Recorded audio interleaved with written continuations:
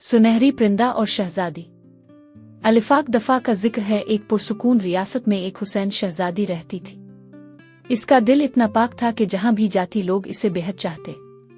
मगर उसकी रियासत एक बड़ी मुसीबत में मुब्तला थी। बागात सूख गए थे, झीलें खुश्क हो गईं, फूल मुरझा गए और लोग उदास रहने लगे।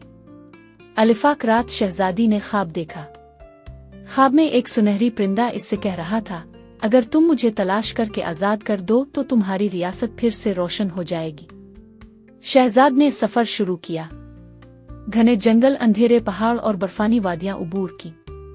हर जगह इसे एक सुनहरी रोशनी दिखाई देती जो परिंदे का इशारा थी और रास्ता बताती थी। आखिरकार वो एक जादूगर के किले तक जा पहुंची जहां वो सुनहरी परिंदा कैद था। जादूगर ने कहा, अगर तुम अपनी सबसे बड़ी ख्वाहिश कुर्बान कर दो तब ही इस परिंदे को ले जा सकती हो।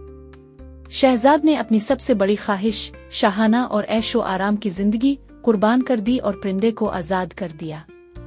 इसी ही परिंदे ने अपने सुनहरी पर फैलाए, पूरी रियासत रोशन हो गई। बागों में फूल खिल उठे, नदियां बहने लगे और लोगों के चेहरों पर मुस्कुराहट लूट आई।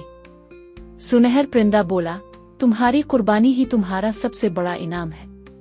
अब तुम्हारी रियासत हमेशा खुशहाल रहेगी। शहजाद महल लूट आई, मगर अब वो सिर्फ एक शहजादी नहीं थी, वो लोगों के दिलों की रोशनी की मलिका बन चुकी थी।